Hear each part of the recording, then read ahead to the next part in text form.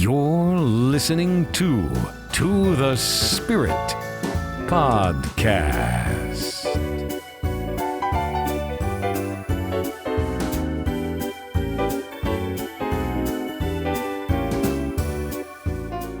Hi, friends, and welcome to the Spirit. I'm Beck. And I'm Steph. Hey, Steph. Hello. Before we dive in, anything new? Any new news? Anything you want to talk about? The world's coming to an end. Well, it is. And what better time to bring in all these crazy traditions that we found worldwide? Might as well bring in the end of the world to some crazy holiday traditions. I know. Whoever would have thought that the rest of the world doesn't necessarily believe in Santa Claus, but... Yeah, what the hell? Get on board. I didn't know that. I didn't know there was other things probably into the last few years. I thought it was just Santa Claus. Me too. And nobody else. Me too. I came upon lots of crazy things. And we should probably start with what everybody knows. I mean, here in North America, we have Santa Claus. Mm-hmm. But in other places, they have things like Krampus, which has become kind of popular over the past, 5 years, 10 years. I think because of the movie, then there was little shows on TV that would talk about it a little bit. It's very disturbing when I think about it. It sounds horrifying on a day that's supposed to be really, really awesome for kids. It is horrifying. So Krampus is a Central European legend, half goat, half demon monster that punishes misbehaving children at Christmas time. We have the Grinch. Yeah, they go straight to hell if they misbehave. That's how parents got them scared. Did you read that? Well, he's the devilish companion of St. Nicholas. He's believed to have originated in Germany, and his name derives from the German word Klampen, which means claw. Great. Yeah. German sounds scary. It does. It's a very... I apologize to our German listeners. Sometimes German sounds nice, but when it's coming out of like Hitler's mouth, it sounds very frightening. Sometimes it's a little rough around the edges, like Russian. Yeah. It's just... It sounds very masculine, and not that there's anything wrong with that, but we just offended all of our German listeners. Yeah, we're triggering everybody. No, we love you guys. We're just saying. It ain't French. When Heidi Klum speaks German, it sounds really nice. Do you ever hear her? Well, of course it does. It depends on if you have NPR German. Yeah. I'm sure that we sound pretty annoying to some people, though, anyways. Not that we're going off on a tangent. Oh, we do. We sound, yeah. But okay. We have Krampus, but who else do we have? Well, there's another one. This one really shocks me. I found this out about a year or two ago. In the Netherlands, they celebrate this character with Santa Claus. It's the same. It's like a partnership, with Santa. So instead of Krampus and St. Nick. Yeah, it's Black Pete. But it really has its roots in Krampus, the whole idea with Krampus. But it looks like that the story kind of changed somewhere in the mid-1800s where someone wrote a book and they turned it into a Spanish Moor. And a Moor is like a North African person that's basically went to Spain, maybe a slave, that type of thing. And they're darker skinned people. So everyone in the Netherlands does blackface for Christmas. Really? Still to this day? Yeah, and red lips. It looks scary. It does look a little weird. Wait a minute. So wait, whoa. So did they have Santa with a slave named Black Pete? Yes. And I'll get the exact word is Zwarte. I don't even know if I'm pronouncing this right, but it's Zwarte Piet or Piet. I don't know how to... In German, Schwarz, I think, is the word for black. So it kind of sounds like Schwarz, like Schwarz or whatever, Zwarte. So here we are in America fighting over racial injustice, and meanwhile over in the Netherlands, Santa's got a slave named Black Pete. Yeah, they have come against it. Yeah. It's like one of those things where I don't think they mean any harm behind it, but I think especially in our country, blackface is super offensive. Oh, it's racist. I think it's really racist, so... But I'm laughing because I'm uncomfortable. That's why I'm laughing. But even in Spain, like during their Easter celebrations, they have these big giant candles that they use in a big procession, and they'll have statues of the Virgin Mary and Jesus, like Jesus on his way being crucified. So they have these huge parades where they're joining these statues up. In the procession are these people dressed They look like Ku Klux Klan. Oh, man. But these are ancient, so I'm guessing Ku Klux Klan came way after. That came way after, and that maybe they had saw that, and they're like, that's a great outfit. Let's dress up I like the them. pointy I don't know. hat. So those are the things that I was looked at like, whoa. But that's startling to an American to see anyways. Frau Perchta. Now, I don't know if we're saying any of this correctly. Is Austria and Bavaria. Perchta was said to roam the countryside at midwinter and to enter homes during the 12 days between Christmas and Epiphany. Do you know what Epiphany is? Yeah, that's when the three kings arrived where Jesus was born. And there's not a lot known what the timing of that, because they're not sure if Jesus was just born or if it's a while, like maybe. Right, yeah, the date is unconfirmed. But this Frau Perchta would show up especially on the 12th night, and she would know whether the children and the young servants of the household had behaved well and worked hard each year. If they had, they might find a small silver coin the next day in a shoe or a pail. Now, if they had not, she would slit their bellies open, remove their stomach and guts, and stuff the hole with straw and pebbles. She was particularly concerned to see that girls had spun their whole of their allotted portion of flax or wool during the year. She would also slit people's bellies open and stuff them with straw if they ate something on the night of her feast day, other than the traditional meal of fish and gruel. What country was that from? That was Austria and Bavaria. They love to scare the kids on this day for some reason in that country. God, like, she's coming to slit my belly, Mama. I did not spin enough wool. Oh my gosh. I thought it was bad enough. The American punishment, if you're bad, is you don't get any toys. You get basically. coal You in the get stocking. coal. Yeah. But in other countries, you're going to die a horrible death. It's Horrible. terrible. I mean, as a child, I wouldn't even want Christmas to come. I'd be like, I'm okay. I'm good, Mom. I don't need Christmas. As a child with anxiety, I would be laying there imagining this, being alive the whole time she's stuffing hay into my stomach. Imagine how that feels up against the liver. The Japanese don't have anything horrifying because they're not a Christian country. So they haven't had time to develop probably this Crazy, nightmarish yeah. thing. But they celebrate Christmas because it's like a worldwide phenomenon anyways. And they love to eat Kentucky Fried Chicken. Everyone tries to get Kentucky Fried Chicken. Yeah, I know. I was like, wow, I wouldn't do that at all. No.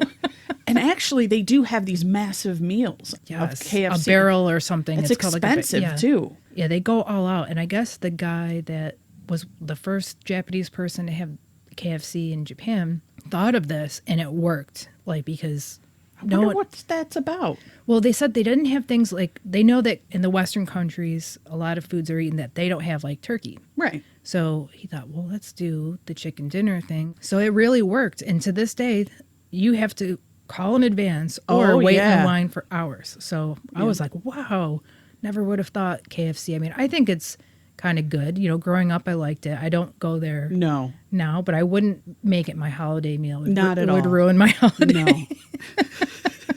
Sorry, KFC. Yeah. Hey, that's cool, though. I mean, at least it's a little lighthearted because the next one I have is Gryla and the Yule Cat. I don't even know if I'm saying that right. Sounds right. Gryla and the Yule Cat. Gryla, Comes okay. out of Iceland.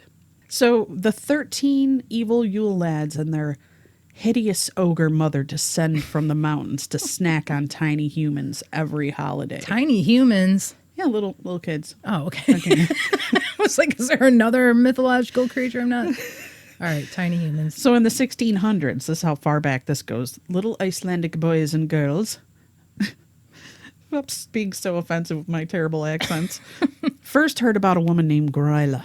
And I'm saying that probably completely wrong because Icelandic is the hardest language to ever master or yet alone even try to pronounce. Well, anyway, Gryla lived in the mountains with her aging husband and 13 sons, the Yule lads, and a giant black cat. Gryla was hideous. She was half ogre, half troll, and she had hooves, horns, and 15 tails. Not to mention the large warts on her nose. Now, since Gryla's family lived in the mountains, they didn't have a lot of dinner options.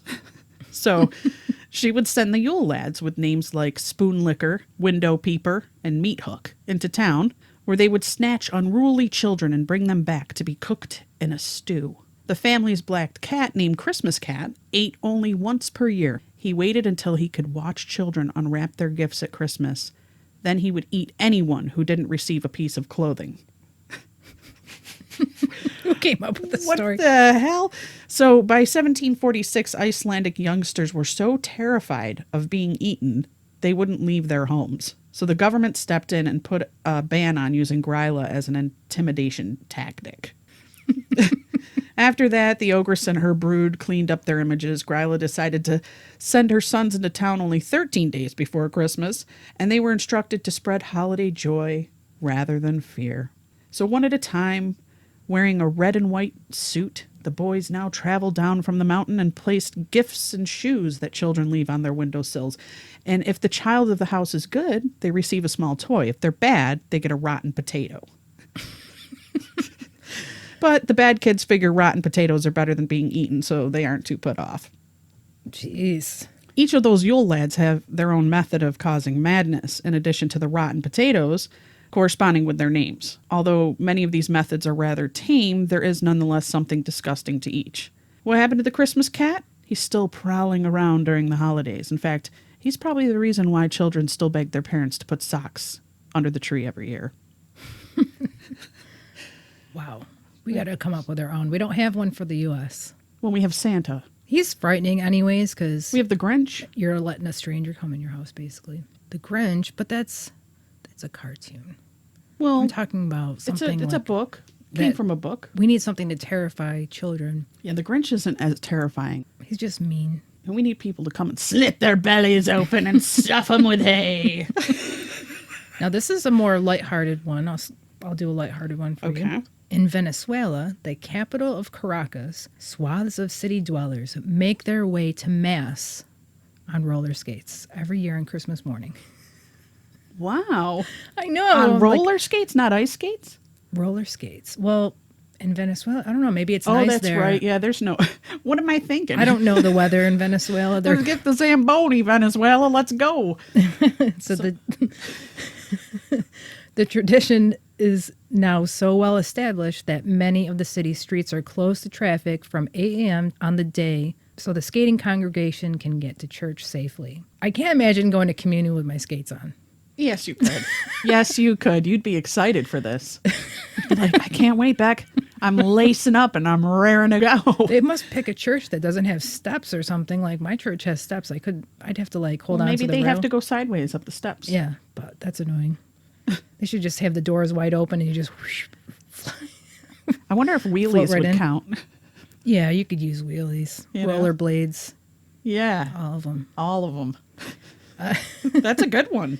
It's even said that children will sleep with one lace from their skates tied around their toe, the other skate dangling from the window so that their friends can wake them up with a friendly tug on the lace. This seems very dated. I know, but it's current. No, I believe it. It's just like you're going to Maybe lay it there. started in the late 70s when like disco skating or whatever was getting popular. Yeah. Santa do. Santa do. Santa do. Christmas. Hans Trapp. Have you heard of this? No. Maybe it's Hans Trapp. Hans Trapp? Alsace Lorraine? Yes. Alsace Lorraine, France. And Pierre Fautard, France, Belgium, Switzerland.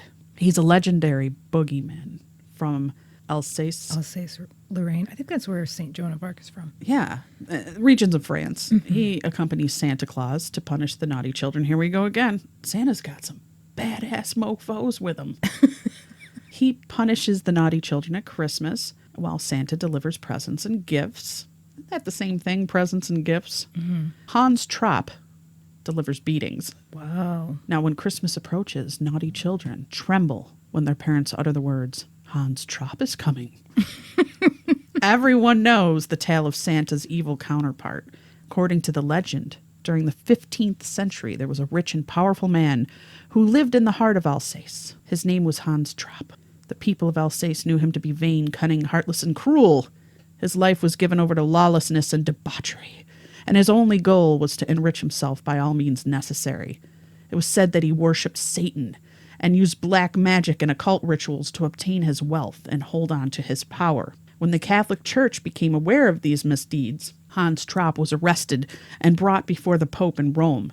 He was excommunicated from the church for the crime of sacrilege. When he returned to Alsace, he was ostracized by the local people. Everyone fled from him as if he was a wild beast.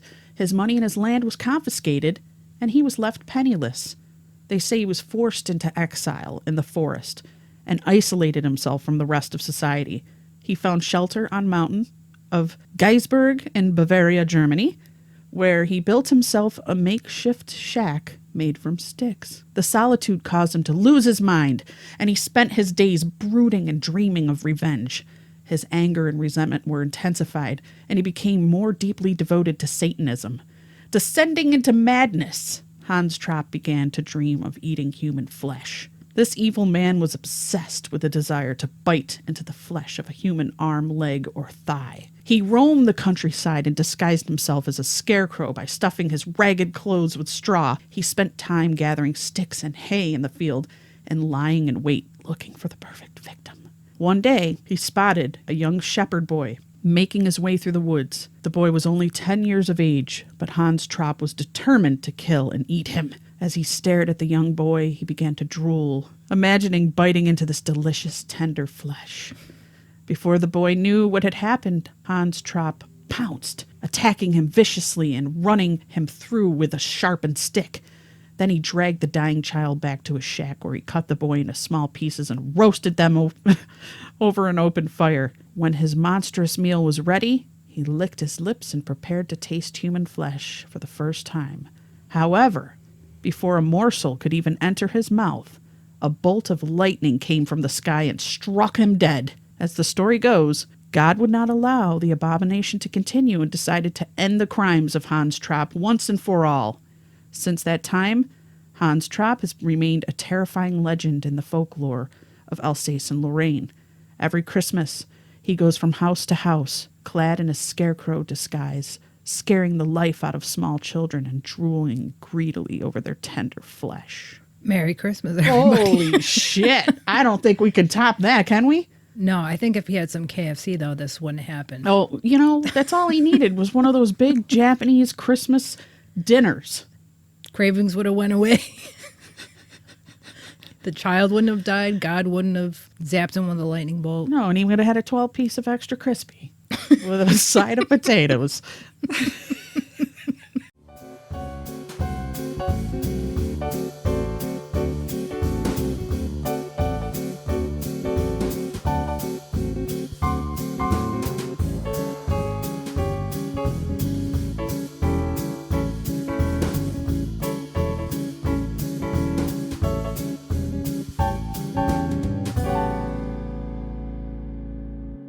Okay, so the next one is a cobweb Christmas from Ukraine. Ukraine's strangest festive tradition is not one for arachnophobes. Where we would have baubles, tinsels, and stars, Ukrainians use decorations that mimic the natural formation of spiders' webs shimmering with dew. The tradition goes back to a folk tale about a poor widow who could not afford to, of course it's Ukraine, they can't afford anything, to decorate a tree for her children. With spider webs. Yeah. Okay. Legend has it that spiders in the house took pity on the family's plight and spun beautiful webs all over the tree, which the children awoke to find on Christmas morning. Spiders' webs are also considered to be lucky in Ukrainian culture. Did the kids find little dead bugs as presents embedded into those spider webs? I don't know. That was very nice of the spiders. Kind of like it was. It sounds like the spiders have a heart or something. Yeah, like little Charlotte and Charlotte's Yeah, like web. Charlotte's She's like, web. Let me just weave you. Here, you get a web for Christmas. The Germans also have a tradition of a pickle ornament in their tree. Oh. Kind of goes with the whole German pickles. I don't know. Sauerkraut is tinsel. Right. Goes back to like the 16th century, is it? I don't know. We've got the Kalakansari. Let's see if I can butcher this one again. The Kalakansari. That comes out of Greece, Bulgaria, Serbia, and Turkey. I'm tongue-tied today. Have you heard of this? The Kalakansari? Mm-mm. Okay. Nope. Now, we have cute elves, right? But they have these little dim-witted goblins called Kalakansari. I'm saying that wrong, but you guys can get the gist. I'm just going to call them little fuckers. During the year, these little fuckers are forced to live underground. They spend their time sawing away at the pagan world tree in hopes of bringing it down, forcing the earth to collapse on itself and basically killing us and everything we know. On Christmas morning, the little fuckers are allowed to roam the earth, distracting them from their goal of bringing about the apocalypse. For the next 12 days, they spend their time scaring human beings and being general annoyances. Greeks take various forms of precaution against these encounters. The most popular thing that the Greeks do is they place a calendar outside on their doorstep. A colander is that Like sieve, a like a pasta sieve? drain. A pasta drain. Just think of a okay. big, pasta drain thing. So they place the colander on the doorstep, and then the goblins get distracted counting the holes in it because they can't count above the number 2. They don't make much headway, so they can only count up to 2 because uttering the number 3 represents the Holy Trinity, and that would result in their immediate death. So in result, the little fuckers can stand there for days counting 1, 2, 1, 2, over and over again. They're not very bright. But if they do succeed in gaining entry into your home, you can expect some aggravating and disgusting pranks. Putting out fires, rearranging furniture, defecating in any open containers of food. And then expectant mothers have an added worry that time of year. It's believed that any child born over the holy nights risks turning into a little fucker. Little Kalakanzari. So what did mothers do to protect their infants? They burn their baby's toes over an open fire. What? Yeah. If you didn't have a baby and the smell of burning baby flesh to worry about, you could also keep them out of your house by hanging a pig's jawbone over your doorway. Wow. Now, I'm sure you could make it more festive by adding some holly or tinsel or something. Oh my gosh. All of these are so disturbing that I can't associate them with Christmas At all. at all. That I'm like, this is more horrifying. It's almost like Halloween never ended. And yeah, our Halloween is horrifying, where theirs is a little bit different. They I don't don't do know it like if ours us. is really that horrifying. Well, it's where you amp up all the horror movies Okay, yeah, and some the scary costumes. Yeah. Christmas is supposed to be the most joyful time of the year, but it seems like I think parents are just desperate to get their kids in line. And culturally, it shows. In Yeah. different methods here. I think I would have great pleasure as a parent, though, to do that to my kids. Really? Don't you like to have that power over them and just laugh about it? Be like, yeah, or the big monster with the giant heads coming up from the basement. If you don't, So far out of what you've heard, which one would you think would be the scariest best? one would be Krampus. He's to me the scariest looking one. Really? When you You don't think see, the one that comes down and slits your belly open? I mean, oh, that's she- pretty bad. Yeah, I would Krampus say- is scary too, though. yeah. Yeah, they're both pretty scary. But it seems like he's like the slave of Santa. Like Santa has him under his control. Yeah. But Finland, many homes in Finland come equipped with their own sauna. I didn't know that. I know Finnish people like to do sauna, but I didn't know that all their homes had one. Must be pretty important to them. And at Christmas time, this cozy spot becomes a sacred space associated with long dead ancestors. And on Christmas Eve, it's customary to strip naked Okay. and take a long and respectful stint in the sauna, which is also believed to be home to the legendary sauna elf. Oh, okay. It's where Elf on the Shelf came. Well, I hope the sauna elf is a nice one. After the sauna session, Finns head out to the evening celebrations while spirits of those ancestors take their place. Did you hear those Christmas bells ringing? I heard something. Oh, that's Santa Claus. those are Santa's elves. They're at the door. Yeah. They're waiting to deliver presents. Oh, Hear it? yes. There it is. Now, Becky, when you think of Christmas food, what's your favorite food? Most people in the United States, we think of like I like a nice Christmas turkey lasagna. or ham or lasagna or, yeah, something that's really nice and special you don't normally eat. In South Africa, though, it's creepy crawlers that the local children look forward to eat. It's fried caterpillars on Christmas. May seem like one of the weirdest Christmas traditions around the world, but these caterpillars aren't just the run-of-the-mill variety you find in the garden. The pine tree emperor moth, or Christmas caterpillar, is covered in very festive hues, giving all who swallow a little extra luck in the coming year. Sounds not delicious and kind of horrifying. I know, but I guess if you're in a country where food is a scarcity, maybe that's amazing. They look, you can see a picture of it. They look like they might be a little bit crunchy. Oh, yeah. Those kind of look like, not mealworms. They're like those tree grubs. They're huge. When you peel the bark back, people claim they taste like bitter almonds. Oh, Merry Christmas. In Guatemala, they have the burning devils. Wow. You do a full house clean in December. The dirt and the dust is gathered from every home, and each neighborhood creates a large pile. A devil statue is built and placed on top of the dirt and burned. The bad omens are said to burn up with the devil. That's not too bad. That's not bad at all. It's less frightening. It's more overpowering. Yeah. You know? Like you're feel more empowered. Like you have control over the evil that's going to happen. In Norwegian folklore, Christmas Eve is the day when mischievous spirits and witches take to the skies for mischief and general tomfoolery. As witches often use brooms as their preferred mode of transportation, it is a tradition for Norwegian families to hide any cleaning supplies attached to sticks where the witches won't be able to find them. South Africa. Don't eat Santa's cookies. To keep kids from nibbling on Santa's cookies, parents tell children a story about a boy named Danny, which is kind of weird, you know? They're using the name Danny in South Africa, but okay. He ate all of Santa's cookies and really angered his grandmother. And in her rage, she killed him.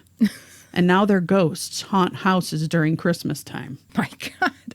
This must be where, was it South Africans are also Dutch, right? I think so, yeah. Because we know South Africans only eat caterpillars for Christmas. They don't have cookies. Greenland, raw whale and stuffed seal. Ew. Yep, that's their unusual holiday menu. It's raw whale skin served with a side of blubber.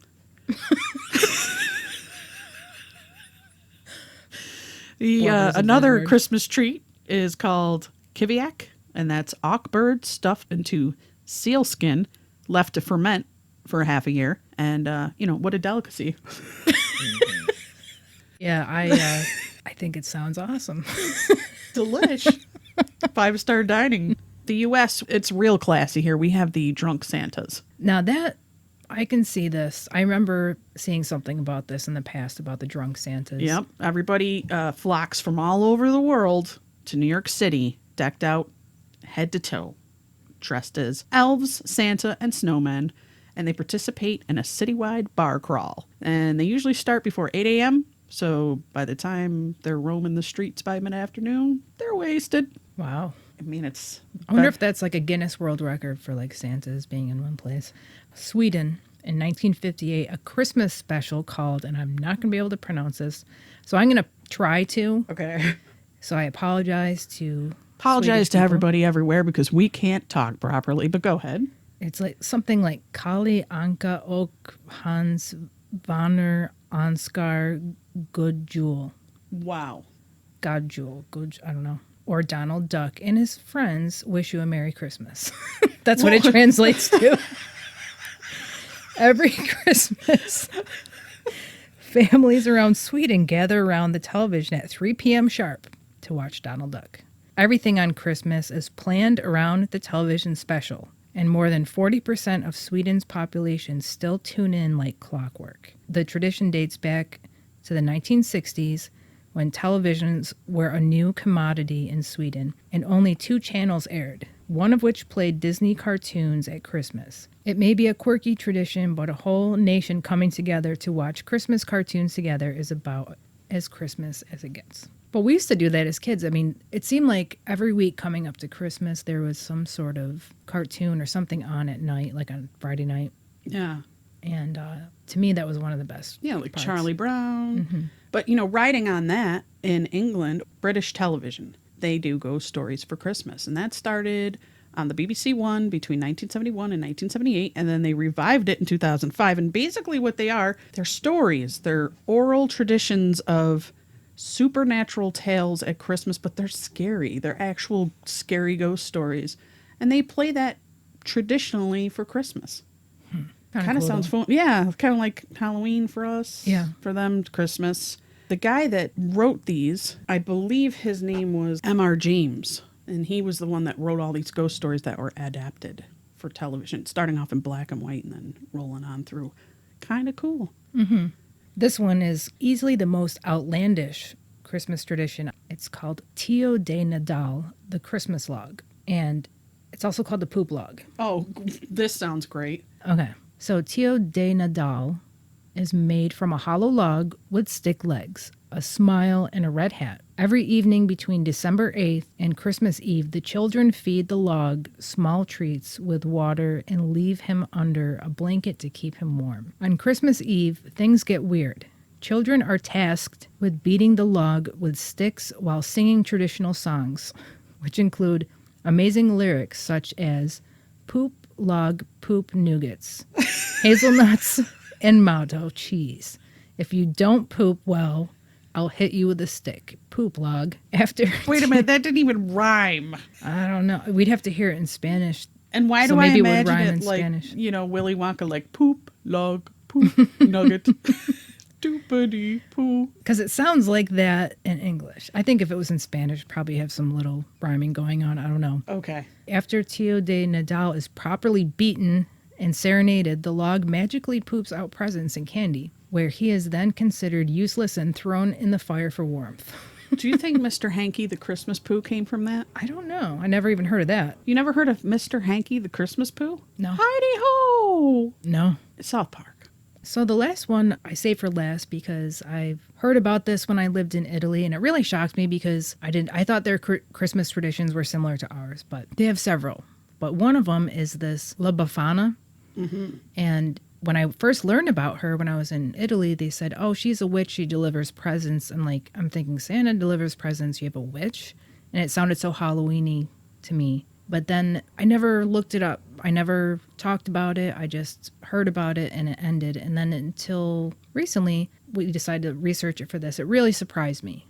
Because not only is it not on Christmas night that she does it, it's on the Epiphany. And we talked about the Epiphany just in the beginning. And that's kind of a play on her name, Befana Epiphany. It kind of they said that it's really taken from that. There's also something pre-Christian. There's a pagan tradition that a witch used to give gifts. So they think it might have been adapted from that also. But it's kind of a sad and interesting story. La Befana has roots in pre-Christian times. There was a pagan goddess who ruled over the custom of gift-giving at the time of the winter solstice. She represented the dying year, and her gifts were the last ones she would bestow for the year. With the coming of Christianity, the story gradually evolved. La Befana was an old woman who lived alone in the country. On the night of Christ's birth, the three wise men stopped by her home to invite her to the journey to Bethlehem. She declined, citing that she had too much housework to do. Well, that's quite a haul, though, too, from Italy to Bethlehem, but okay. I know, I didn't know they stopped there on the way. Yeah. The wise men told her the significance of the birth and the splendid star in the sky. La Befana still declined shortly. She's like, I got to clean the house. I got to bake the lasagna. I feel like I'm murdering people right now. Shortly after the wise men left her house, La Befana thought of the child she had lost. She wanted to see the Christ child and bring him a gift. She also wanted to help Mother Mary by cleaning up the place where the baby now was. So now she has regrets. She's like, well, maybe if I go and help the Mother Mary. Sound like Chef Boyardee.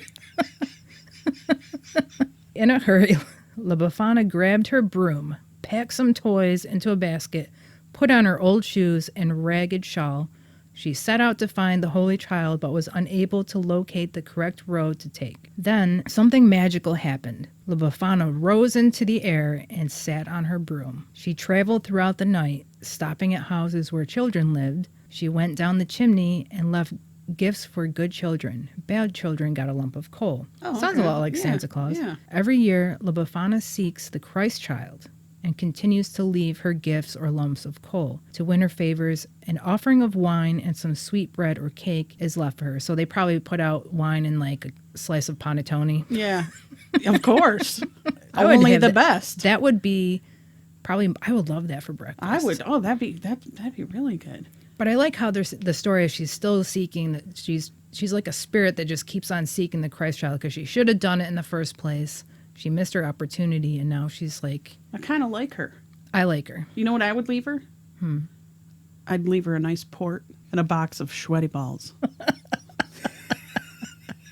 Do you think there's an actual recipe for sweaty balls? Listen, everybody needs sweaty balls. They're the perfect Christmas treat. Well, friends, we want to wish you a happy holiday, no matter if you're putting spider webs all over your tree, Pickles or sauerkrauts. bashing poop with sticks, The poop log. eating whale blubber. We just want to extend that Christmas greeting, that holiday greeting to you. And thank you for being our listeners. I'm Beck. And this is Steph. And we have a pizza to get. Yeah. Bye, guys. Bye. To the spirit Podcast. supernatural science Aliens. I'm ghost. psychic mystic Spirits. divine source heaven the dead. It's magic.